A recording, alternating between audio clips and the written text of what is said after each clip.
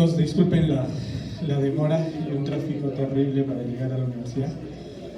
El tema que nos toca el día de hoy es sobre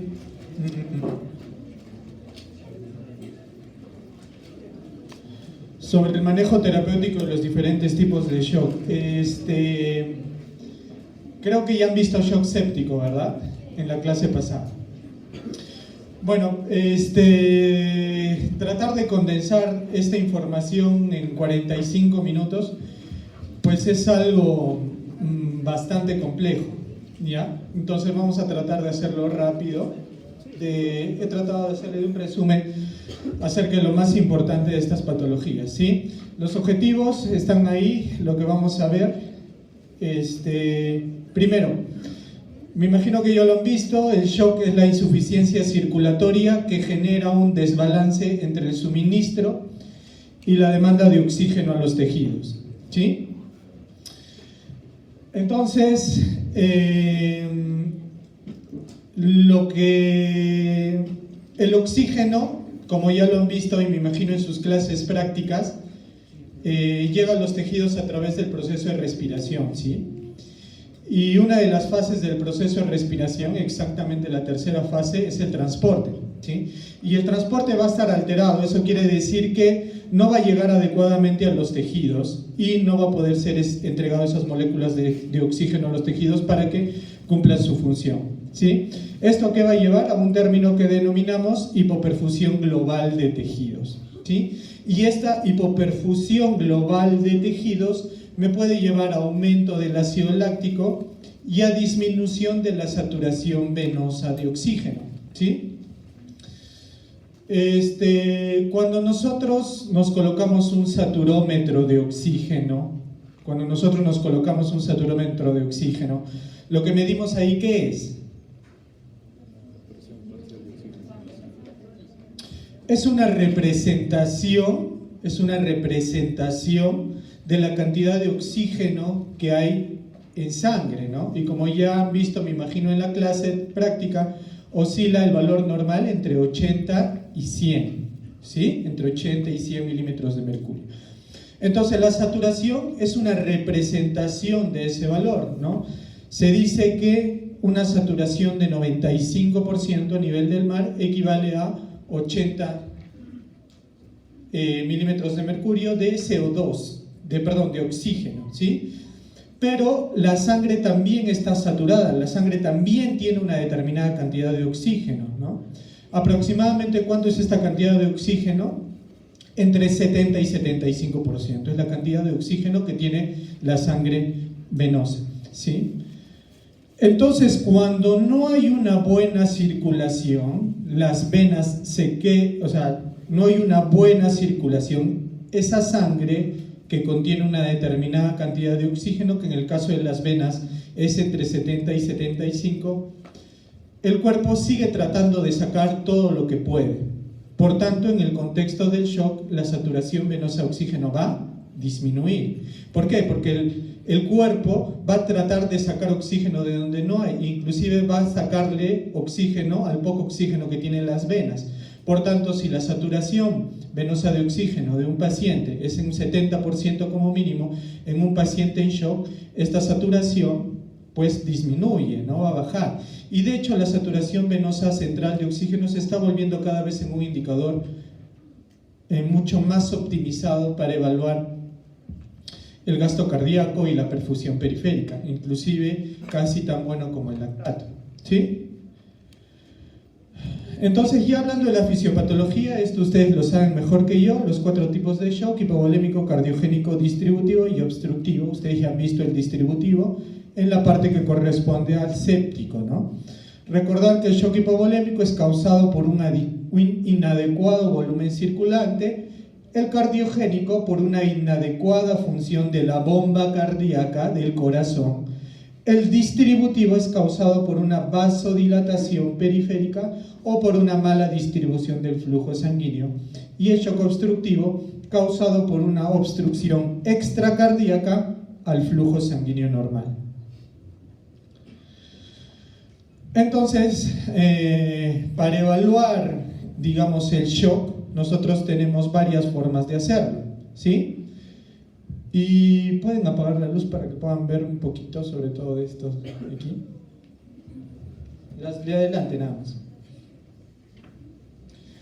Entonces, este valor que dice DO2 es un valor importante, que es la cantidad de oxígeno que se entrega, el oxígeno entregado, ¿sí? Este oxígeno entregado tiene una fórmula. ¿Cómo se calcula? Como pueden ver acá, es el gasto cardíaco por la hemoglobina, por la saturación de oxígeno, por 1.34 más, abro paréntesis, la presión arterial de oxígeno por 0.003, ¿sí? Y eso me va a generar una entrega de oxígeno, ¿sí? Se dice que este valor oscila entre 80 y 110.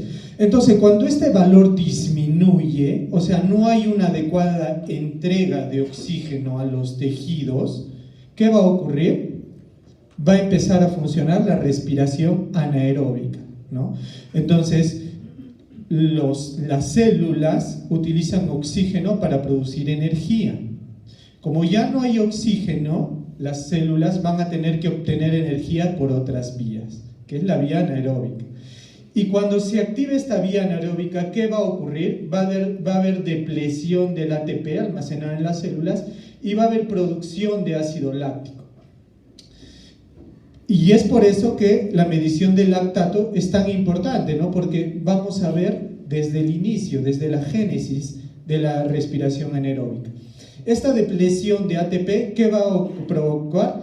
Disfunción de las bombas iónicas. Esta disfunción de las bombas iónicas a nivel celular va a provocar una disrupción del potencial de membrana, va a hacer que el sodio salga de la célula y el sodio entre a la célula, ¿sí? Si el sodio entra a la célula, ¿qué va a provocar? Edema celular, porque recuerden que el sodio jala agua. Y la disrupción del potencial de membrana va a provocar disfunción de los lisosomas. Estas dos cosas van a provocar que se secreten sustancias tóxicas a la circulación. Y esta secreción de sustancias tóxicas a la circulación va a provocar daño endotelial con el consecuente extravasación de líquido al intersticio, se genera un tercer espacio, y una disfunción y muerte celular, ¿sí? Y clínicamente, laboratorialmente, todo este proceso, ¿cómo yo lo puedo ver en un paciente? Va a ser hemoconcentración, ¿sí? ¿Por qué? ¿Por qué va a ser hemoconcentración ese paciente? Porque miren, hay daño endotelial capilar. ¿Eso qué quiere decir? Que el agua que pasa en la sangre está compuesta de agua, va a salir del espacio vascular, ¿hacia dónde? Hacia el intersticio, se va a generar edema. Por tanto, ¿cómo estará la hemoglobina de ese paciente? Va a empezar a aumentar, no porque aumente la cantidad de glóbulos rojos, sino porque la cantidad de líquido disminuye. Entonces el paciente va a estar hemoconcentrado. Asimismo, por esto de que sale el potasio y se mete el sodio, el paciente va a tener hipercalemia. El paciente va a tener hiponatremia. Va a tener retención de productos nitrogenados, azoemia, aumento del boom, de la urea. Puede haber hiper o hipoglicemia y va a haber obviamente una acidosis láctica con aumento del lactato.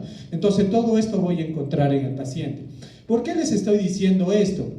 ¿Cuál es la finalidad? Porque ustedes tienen que entender que no toda hipotensión es shock y que no todo shock va con hipotensión. ¿Me dejo entender? No toda hipotensión, no todo paciente que tenga presión arterial menos de 90-60 va a estar en shock. Y asimismo, no todo shock va a cursar con hipotensión. Hay algunos tipos de shock que vamos a ver más adelante que no necesariamente el paciente va a estar hipotenso, ¿sí? Entonces, aquí tenemos las causas del shock, esto ya lo van a leer en su casa, ¿sí? Cada una de las causas que me pueden desencadenar cada tipo de shock. Entonces, para el diagnóstico es importantísimo que yo me guíe de parámetros clínicos inicialmente, ¿no? ¿Y cuáles van a ser estos parámetros clínicos? Una serie de signos y síntomas como son la disminución de la presión arterial, la disminución del flujo urinario, confusión, taquicardia, pulso filiforme, piel húmeda y fría, respiración rápida y superficial, sed y boca seca y piel moteada. ¿sí? Y de repente en algún momento, ya el próximo año ustedes van a ser internos de medicina, en algún pase de la visita alguien les va a decir, dime cuáles son las ventanas clínicas del estado de shock. ¿Cuáles son esas ventanas clínicas? ¿Por qué se determinan? Porque dicen que clínicamente son los mejores indicadores para determinar shock. Estos tres. ¿Cuáles? La ventana neurológica, alteración mental aguda, que el paciente disminuye el Glasgow, que esté somnoliento, ¿sí? La otra ventana terapéutica es la renal, que el paciente esté en oliguria, y se determina oliguria a un flujo urinario menor a 0.5 mililitros por kilo por hora. A esto se denomina flujo urinario, ¿sí?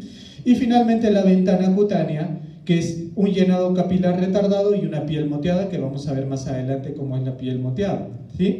Entonces estas tres ventanas son las principales, neurológica, renal y cutánea.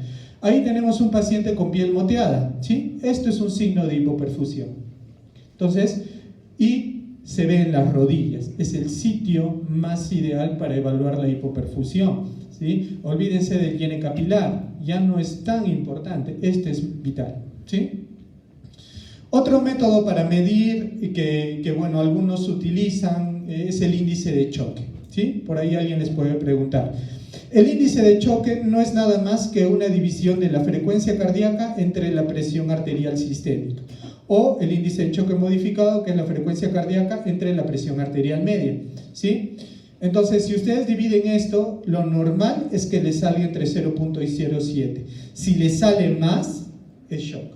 Igual aquí, si les sale más de 1.3, es shock. Entonces, de repente por ahí viene una pregunta en el examen, ¿no? Les ponen un paciente que tiene frecuencia cardíaca de 130, presión arterial de 80-50, indique si está en shock de acuerdo al índice de shock. Entonces tienen que hacer la división y ver que sea mayor a 0.7 o 1.3 dependiendo de lo que les soliciten o de la información que les brinden, ¿no?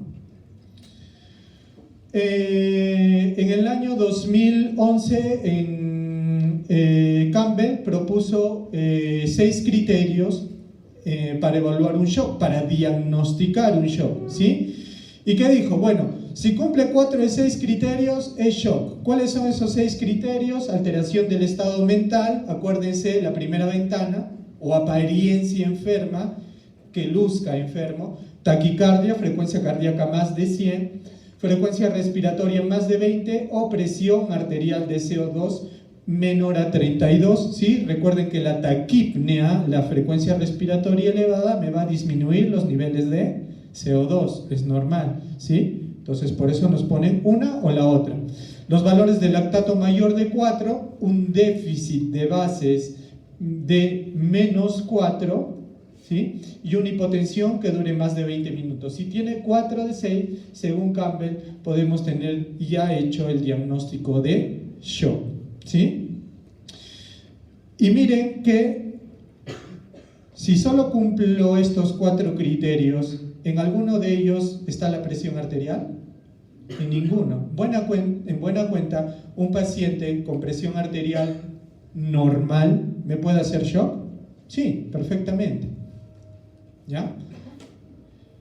Luego, el manejo inicial, ya vamos a ir a la parte terapéutica, que es lo que nos compete el día de hoy. Para el manejo inicial, primero tenemos que hacer, y este manejo abarca todos los tipos de shock, es el ABCD, ¿no? Que yo garantice una vía aérea permeable, que garantice que el paciente esté respirando, o si no, que yo le haga un apoyo ventilatorio, me asegure de que tenga una circulación adecuada, que el nivel de conciencia, y finalmente que vea si el ambiente es seguro o no para el paciente, ¿sí? Los componentes de reanimación inicial, o conocidos como VIP, fueron un método, digamos, una mnemotecnia muy práctica para decir, todo paciente que me llegue en estado de shock es lo primero que podemos hacer. Se ha mantenido por mucho tiempo. Miren, esto fue publicado en el JAMA en 1969, ¿no? Antes que todos nosotros naciéramos, y sigue en algunos sitios vigentes, ¿sí? ¿En qué consiste? Un soporte ventilatorio adecuado, fluidoterapia de rescate y agentes vasoactivos, ¿sí? Desde el año 69 hasta la actualidad mucho ha cambiado en cuanto al manejo, pero seguimos manteniendo una ventilación, fluidos y vasoactivos, ¿sí? Aunque últimamente vasoactivos se están colocando antes de fluidoterapia de rescate en el caso de shock séptico. Imagino que eso les han explicado en la clase pasada. Entonces, ¿qué metas de tratamiento yo tengo que buscar? O sea, yo tengo que salvar la vida de ese paciente se me va a morir, ¿sí? ¿Cuáles son las metas de soporte hemodinámico? ¿Qué tengo que lograr yo con ese paciente? Tengo que lograr que su presión arterial media se mantenga entre 65 a 70, ¿sí? Se viene estudiando mucho lo que se denomina hipotensión permisiva. ¿Eso qué quiere decir? Que de repente alguno de ustedes ha leído un artículo o alguien les ha dicho que la PAN puede llegar a 60. Sí, es cierto, puede llegar a 60 en ciertos contextos clínicos, sin embargo, aún no tenemos evidencia concluyente, por tanto seguimos manejando estos valores, ¿sí? La PAN debe llegar a este objetivo para decir que mi paciente ya no está en shock. ¿Qué otra meta de soporte hemodinámico? Al inicio les estaba comentando sobre la saturación venosa, ¿sí? La saturación venosa debe manejarse entre 60 a 80, ¿sí? Por si acaso, esta saturación venosa es difícil de calcular puesto que se toma en la arteria pulmonar. Entonces, por ende, tengo que estar un paciente monitorizado invasivamente, ¿no? Entonces, por tanto, se utiliza este factor, SCBO2. ¿Qué quiere decir este SCBO2?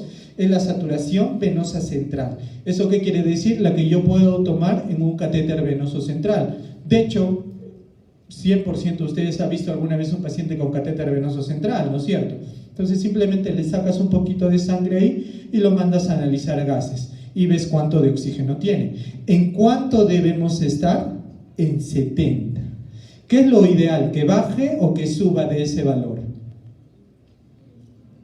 Si tu paciente esté en shock, ¿qué sería lo ideal? ¿Que este valor suba o que este valor baje? Para decir, lo estoy manejando adecuadamente. Vale. Debían haberme contestado todos al unísono, debería aumentar. Si no contestan es porque ahí no me han entendido en una parte. Entonces nos vamos a detener un poco ahí, porque me interesa mucho que lleguen al hospital sabiendo bien esto, ¿sí? Porque esto es algo muy, muy práctico y que ya debemos empezar a utilizarlo en el Perú. Miren, las venas normalmente tienen oxígeno, ¿sí? Cuando el corazón bombea sangre arterial, ¿sí? Esa sangre arterial llega al organismo, ¿sí? Se distribuye y regresa a través de las venas. Y durante todo ese camino, ¿qué va perdiendo? Va perdiendo oxígeno. Entonces, imagínense que yo tengo que recorrer 1 metro, ¿sí? Imagínense que están recorriendo por la calle Mercaderes, ¿sí? En Mercaderes les piden harto dinero, ¿no es cierto? Hay mucha gente pidiendo dinero. Imagínense que yo tengo 10 soles y yo tengo por política darle dinero a todo el mundo que me pida, ¿ya? Es un ejemplo. Entonces yo tengo 10 soles. Si recorro 1 cuadra, probablemente me quede con 5 soles, ¿no es cierto? Porque camino relativamente rápido, ¿no? Entonces, boom. Pero imagínense que voy caminando súper lento. Entonces es probable que más gente se me acerque a pedir dinero y yo le tengo que entregar. Entonces ya no tendré 10 soles, tendré de repente nada. Es lo mismo que le ocurre a la hemoglobina con el oxígeno, ¿sí? Entonces la hemoglobina atraviesa a una determinada velocidad y va perdiendo oxígeno, va repartiendo su oxígeno. ¿Y hasta cuánto debe repartir? Hasta 30%.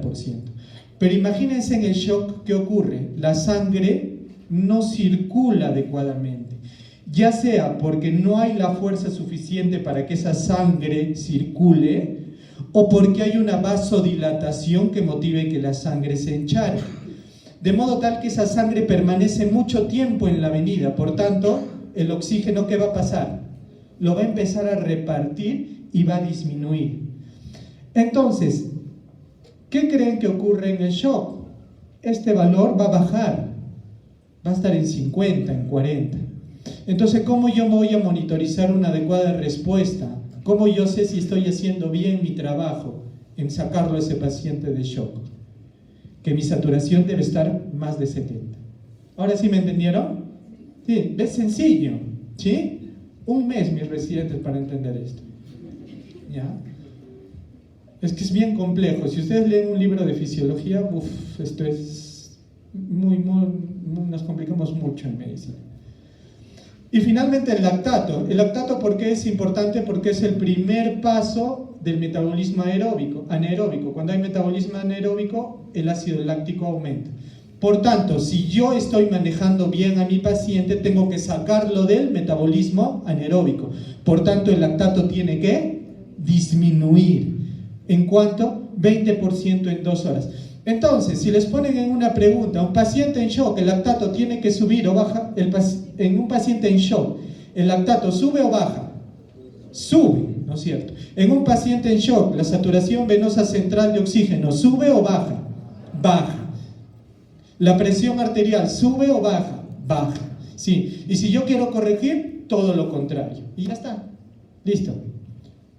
Ya tienen una pregunta asegurada en su examen. ¿Sí? Esto es una repetición de lo mismo, ¿no? Sino que es nuestros objetivos de reanimación. Pasamos de los objetivos clásicos antiguos, que era restaurar la presión arterial, normalizar la frecuencia cardíaca y el flujo urinario, y que el paciente mejore su estado mental, hacia unos globales o mejorados, que era todos los anteriores, más que se normalicen los niveles de lactato, que el déficit de base regrese a valores normales.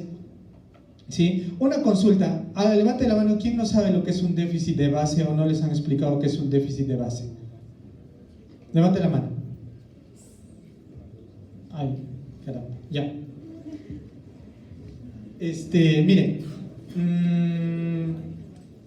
el déficit de base, por ejemplo, les gusta mucho a los mexicanos para evaluar los trastornos ácido-básico. Cuando nosotros hemos hecho la evaluación de acidosis metabólica, alcalosis metabólica, han visto seguro las fórmulas, ¿no? La fórmula de Winter, las fórmulas para calcular si el CO2 sube 10, el bicarbonato baja 1, o baja 2, o baja 4, o baja 5, han visto todo eso, ¿no? Ya. Hay otro método en el cual utilizamos el déficit de bases. ¿Eso qué quiere decir? Que en acidosis metabólica ¿hace falta bases o sobran bases en acidosis? En acidosis, ¿sobran bases o faltan bases? Faltan bases, ¿no es cierto? Entonces el déficit de bases te calcula cuánto de base te falta para llegar a la normalidad. ¿Cuánto de base te falta para llegar a la normalidad? Entonces, como ven aquí, por ejemplo, en shock es mayor a menos 5. Entonces, si tú tienes un déficit de bases, o sea, una acidosis metabólica, en el cual tu déficit de bases es mayor a 5, estás en una acidosis que probablemente te condicione un shock, ¿sí? Entonces, mientras más negativo sea ese déficit de bases, el paciente estará más acidótico. Entonces, un paciente con déficit de base en menos 10 probablemente tenga un pH en 7.1. Un paciente con déficit de base en menos 5 tendrá un pH en 7.3. Y todo lo contrario, si un paciente tiene un déficit de base de más 10, ese paciente estará en alcalosis metabólica, ¿sí? Entonces, un método también para evaluar la acidosis y la alcalosis. Entonces, los pacientes que hacen acidosis, pues los pacientes en shock hacen acidosis, por tanto, ese valor será más negativo. Y mientras más negativo, más acidosis y ese paciente está más comprometido, ¿sí? Y, digamos, dirigido a objetivos, la aproximación dirigida a objetivos de la reanimación, que dice que controlemos el flujo urinario, que controlemos la presión venosa central, que tiene que estar en estos valores, entre 5 y 10. Obviamente, si el paciente está en shock, la presión venosa central estará menos de 5, la presión arterial media que esté más de 65, y que la concentración central de oxígeno en venas esté mayor de 70, ¿no? Estos 4 objetivos, ¿sí? Ahora, el tratamiento de cada tipo de shock pues va a variar. Lo primero que tengo que hacer es fluidoterapia de rescate, ¿sí? va a ser la fluidoterapia de rescate, que ya la vamos a ver en el show, pero también nos ayudan los agentes vasoactivos, ¿sí? Los vasoactivos inotrópicos o cronotrópicos. ¿Qué quiere decir? ¿Qué quiere decir vasopresores? Que me provocan vasoconstricción. ¿Qué quiere decir inotrópicos? Que me provocan que aumente la contractibilidad, que el corazón lata con más fuerza. Y cronotrópicos, ¿qué quiere decir? Que el corazón me lata más rápido, que me provoque taquicardia, ¿sí? Por ejemplo, ¿cuáles son vasopresores? La norepinefrina. ¿Cuál es inotrópico? Por ejemplo, la dobutamina, ¿sí? ¿Y cuál es cronotrópico? Por ejemplo, no está aquí la atropina y la fenilefrina, ¿sí? Me aumentan la frecuencia cardíaca, ¿sí? Esto ya está para que lo revisen, chicos. Aquí están las dosis de cada uno de los vasopresores, ¿sí? Vamos a hablarles de la noradrenalina, que es por lejos el más usado en la práctica clínica, ¿sí? La noradrenalina van a aprender a utilizarlo en los hospitales, ¿sí? Entonces es importante que lo manejemos de paso para que me entiendan este cuadro, ¿sí? Por ejemplo, acá dice norepinefrina, noradrenalina, ¿sí? ¿Se entiende? Vasopresina B, dopamina DP. ¿Qué quiere decir presentación? ¿Cómo vienen las ampollas? ¿La ampolla de cuánto viene noradrenalina? De 4 miligramos por 4 mililitros. ¿Cómo la preparas? 8 miligramos, o sea, ¿cuántas ampollas? 2 ampollas en 100 mililitros de dextrosa, ¿sí? También puedes utilizar 4 ampollas, o sea, 16 miligramos, ¿sí? Así lo preparas. ¿Cuál va a ser la dosis? De 0.01 a 0.5 microgramos kilo minuto, ¿sí? Entonces, ¿yo qué hago? Si yo he mezclado 8 miligramos en 100 mililitros, ¿cuántos microgramos tendré en 8 miligramos? 8000, ¿sí? Porque 1 miligramo son 1000 microgramos. Entonces, 8000 microgramos en 100 mililitros. Si le quito 2 ceros al 100 me queda 1. Si le quito 2 ceros a 8000, ¿cuánto me queda? 80. ¿Qué quiere decir? Que cada mililitro de esta solución que yo he preparado va a tener 80 microgramos, ¿sí? 80 microgramos. Cada mililitro, ¿no es cierto? Va a tener, ¿cuánto? 80 microgramos. Entonces, digamos yo a mi paciente le quiero dar la dosis más alta posible y mi paciente pesa 80 kilos. ¿Cuánto le tendré que dar? 80 por 0.5, 40 microgramos por kilo minuto, ¿sí? 40 microgramos. ¿Cuánto dijimos que tenía cada mililitro? 80. Entonces, ¿cuánto le corresponderá? 0.5 mililitros por minuto. Y eso en una hora, 60 por 0.5 es 30. Por tanto, a ese paciente le daré 30 mililitros por hora, porque esto se da en bomba de infusión, 30 mililitros por hora, y así es como se preparan todas las infusiones. Lo mismo aplica para vasopresina, lo mismo aplica para dopamina, para epinefrina, ¿sí? Ahora, ojo, en esta dosis con respecto a la noradrenalina se puede dar hasta 3 microgramos kilo minuto en shock refractario, ¿sí? Pero esta es la dosis usual para pacientes que no están en shock refractario, y acá están sus principales efectos adversos, ¿sí? Entonces, con esto ya más o menos entienden qué demonios es este cuadro, ¿no?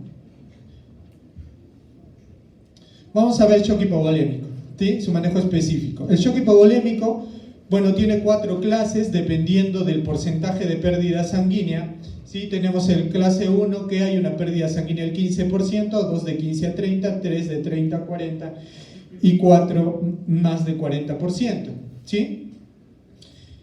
En cuanto a terapéutica, ¿qué se dice? Que en la clase 1 mínimo puedo darle líquidos por vía oral si es que el paciente lo tolera, ¿sí? En el tipo 2 ya tengo que dar fluidos endovenosos. En el tipo 3 tengo que dar fluidos y además utilizar paquetes globulares, sangre, y en el tipo 4 tengo que hacer intervenciones agresivas, ¿no? Transfundir bastante concentrado de paquetes globulares, ¿sí? Entonces, en el shock hipovolémico, ¿qué se recomienda? Líquidos de manera agresiva. ¿Cuánto? De 1 a 2 litros de suero salino en 10 minutos. O lo que conocemos, ¿sí? A chorro, ¿sí? Dar líquidos a chorro, de 1 a 2 litros. Si estoy con un pequeñín, un pediátrico, 20 mililitros por kilo, ¿sí? Si el paciente persiste en shock a pesar de que yo le he dado estos líquidos, hay que dar paquetes globulares para mantener hemoglobina mayor a 10. Hay que empezar a transfundirle sangre, ¿sí? Miren este estudio que fue realizado en el 2011, ¿sí? Se vio que en pacientes de shock hemorrágico motivado por heridas penetrantes a nivel del tórax o abdomen, podíamos manejar una hipotensión permisiva, ¿sí? Con PAMs de 60, lo que les dije, ¿no? Ya no de 65, sino PAM de 60 y PAS de 70-90, acá hay un error, ¿sí? De 70-90, o sea, presión arterial sistólica entre 70-90 se puede manejar. Esto salió publicado en el 2011 y en el 2014 salió otro estudio en Cochrane diciendo que no hay evidencia en contra del uso temprano de altos volúmenes en shock hemorrágico, ¿sí? O sea, que se podía dar alto líquido. Y los vasopresores, si es que no mejora con fluidos. Si a pesar de que le doy líquido y a pesar de que le paso sangre, la presión no suba, yo puedo utilizar vasopresores. No hay evidencia a favor de alguno, sin embargo el más usado es noradrenalina en estos contextos, ¿sí? De shock hipovolémico. En cuanto al shock cardiogénico, el shock cardiogénico tiene diversas causas, sobre todo daño en el músculo cardíaco e infarto, que puede ser provocado por disritmias, cardiomiopatías, miocarditis, insuficiencia cardíaca congestiva y problemas valvulares, ¿sí? El tratamiento básicamente va a depender de la causa, ¿no? Si es un infarto, tengo que dar el tratamiento para el infarto. Si es una miocarditis, tengo que tratar esa miocarditis, ¿sí? Pero en general, ¿qué se recomienda? Podríamos utilizar beta bloqueadores, ¿para qué? Para reducir la demanda de oxígeno miocárdica. ¿Y cómo reducimos la demanda de oxígeno miocárdica? Reduciendo la frecuencia cardíaca. ¿Quién reduce la frecuencia cardíaca? Los beta bloqueadores, ¿sí? Por esa razón se recomiendan los beta bloqueadores. En el caso del infarto, ¿cuál será el tratamiento? Restaurar el flujo coronario, ¿sí? Podemos utilizar un balón de contrapulsación aórtica, podríamos utilizar inotrópicos positivos, pero no hay evidencia para preferir alguno. La noradrenalina es la de elección en shock cardiogénico cuando la presión arterial es muy baja, y si esta presión no es muy baja podemos utilizar dobutamina. Entonces, shock cardiogénico tenemos dos alternativas, noradrenalina, dobutamina. Si les ponen un caso clínico de shock cardiogénico y les ponen qué vasopresor utilizar, pues van a tener que ver la presión arterial. Si la presión arterial no está muy baja, pueden utilizar buta, pero si está muy baja, la adrenalina. El milrinone puede ser útil en pacientes con disfunción ventricular derecha significativa, ¿sí? Es otra alternativa. Vamos con shock obstructivo. El shock obstructivo se provoca por taponamiento cardíaco, pericarditis constrictiva, neumotórax extensión, tromboembolismo pulmonar y estenosis aórtica. Quiere decir que por algo extracardíaco la sangre no puede salir del corazón, ¿sí? La sangre no puede salir del corazón. Entonces, ¿qué hay en shock obstructivo? Como no es un problema de volemia, se dice que a estos pacientes no hay que darles mucho fluido. ¿Cuánto se recomienda dar a pacientes con shock obstructivo? Primero hay que evaluar la respuesta a fluidos. ¿Qué quiere decir? Ver si tu paciente realmente va a responder a fluidos o no. ¿Y cómo hacemos esto? Con esta prueba, la elevación pasiva de las piernas, ¿sí? Tiene una sensibilidad de 76 a 98 y especificidad de 63 a 90. ¿Qué quiere decir? Que tu paciente esté en decúbito dorsal en 180 grados, ¿sí? Y que luego le levantes las piernas a 45 grados por un minuto. Si aumenta más de 10% el gasto cardíaco, eso quiere decir que tu paciente sí va a responder a volumen, sí vale la pena que le des líquidos. Pero si no aumenta 10%, si no aumenta 9, 8, 7, ¿eso qué quiere decir? Que tu paciente no va a responder a volumen, por gusto le metes líquidos, pasa de frente a vasopresores, ¿sí? No le des líquidos, no pierdas tiempo. Entonces, ¿qué dice?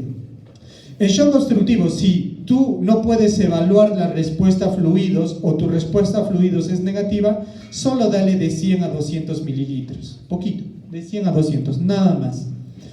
En pacientes que hayan hecho taponamiento cardíaco y consecuentemente un paro, hay que hacer una toracotomía de urgencia para liberar al corazón dentro de los 15 minutos luego de la pérdida de signos vitales. Si demoran más de 15 minutos, la mortalidad aumenta demasiado, ¿sí? En recién nacidos con coartación aórtica o arco aórtico, debe evitarse el cierre del ductus arterioso, porque si se cierra, ese paciente va a hacer un shock obstructivo. ¿Qué se da? Prostaglandina E1 en infusión continua para evitar este cierre, ¿sí? Porque si no, yo voy a provocar un shock. La guía de la Sociedad Europea de Cardiología sugiere noradrenalina por encima de todos como el vasopresor en el caso de tromboembolismo pulmonar, ¿sí? Y de acuerdo a los estudios, la vasopresina, al no aumentar la resistencia pulmonar, podría ser de utilidad. Ojo, la vasopresina. Y en caso de ser necesaria ventilación mecánica en el contexto de un shock obstructivo, hay que utilizar volúmenes bajos y hay que utilizar PIP bajos, ¿sí? En cuanto al shock distributivo, ya vieron séptico. En el anafiláctico hay un aumento de la permeabilidad capilar por la histamina. En el neurogénico, al haber pérdida del tono simpático, hay vasodilatación periférica y la sangre se queda encharcada en la parte periférica, y también hay un shock endocrino debido a hipotiroidismo, tirotoxicosis, insuficiencia adrenal e insuficiencia adrenal relativa. En cuanto a las reacciones anafilácticas, el shock anafiláctico, ¿qué tenemos que hacer? Vía aérea, porque puede que se cierre la glotis, dar oxígeno alto flujo, de preferencia máscara Venturi, dar fluidoterapia de rescate, ¿sí? Clorfenamina, hidrocortisona y lo principal, adrenalina, ¿sí? ¿Cómo damos la adrenalina? 500 microgramos o lo que es igual a 0.5 mililitros, ¿sí? En niños, vamos a pequeños, menores de 6 años, damos de 150 y de 6 a 12, 300 miligramos de adrenalina, ¿sí? De vía intramuscular, porque no hay mucha experiencia con adrenalina endovenosa. Sí se puede dar, pero no tenemos mucha experiencia de su uso, entonces mejor es darlo intramuscular. Hay que dar fluidos, como les dije. ¿Cuánto de fluido damos? Entre 500 a 1000, ¿sí? Entre medio litro a 1 litro. Y en niños, 20 mililitros por kilo. Clorfenamina, ¿qué dosis en adulto? 10 miligramos. ¿De cuánto viene la ampolla, doctor? 10 miligramos. Hidrocortisona, 200 miligramos. ¿De cuánto viene la ampolla? Hay ampollas de 100 y ampollas de 200, ¿sí? Las genéricas vienen de 100, por tanto le daré 2 ampollas al paciente. Entonces, no se olviden, shock anafiláctico, adrenalina, fluidos, clorfenamina e hidrocortisona, ¿sí? En el shock neurogénico se puede utilizar dopamina o en combinación con otros inotrópicos. ¿Por qué? Porque en el shock neurogénico, a diferencia de los otros tipos de shock, hay bradicardia, ¿sí? Hay bradicardia, es una característica típica del shock neurogénico, ¿sí? Hay hipotensión con bradicardia. Generalmente este tipo de shock se produce por lesiones en la médula, generalmente por encima de la vértebra torácica 6, ¿sí? De D6 para arriba es donde se produce esa lesión. Se puede utilizar fenilefrina como terapia en primera línea, ¿para qué? Para hacer que el corazón lata más rápido, ¿sí? Es un cronotrópico. O en pacientes que no responden a dopamina, y también se puede utilizar, en lugar de fenilefrina, en nuestro medio utilizamos más atropina porque no tenemos muy disponible la fenilefrina en ampollas, ¿sí? Y finalmente eso es todo. Si es que hubiera alguna pregunta. Doctor, usted cuando explicó lo de las piernas dice que tiene que subir el gasto cardíaco, pero 10%, sí. Pero el gasto cardíaco, ¿cómo lo medimos? Ya, ese es el problema. Tienes que estar monitorizado con ese paciente, con línea arterial, ¿sí? Hay que colocar, ese paciente tiene que estar en UCI. En un paciente que no esté en UCI no es de mucha utilidad porque no tenemos para medir el gasto cardíaco. Recuerda que el gasto cardíaco lo evaluamos con la frecuencia cardíaca por el volumen sistólico de eyección, y es difícil calcular el volumen sistólico de eyección sin monitoreo invasivo.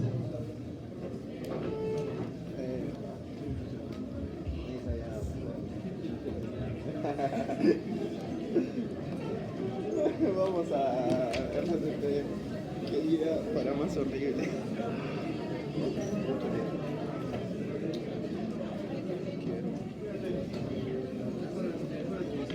¿Vamos? ¿Vas a ver con nosotros?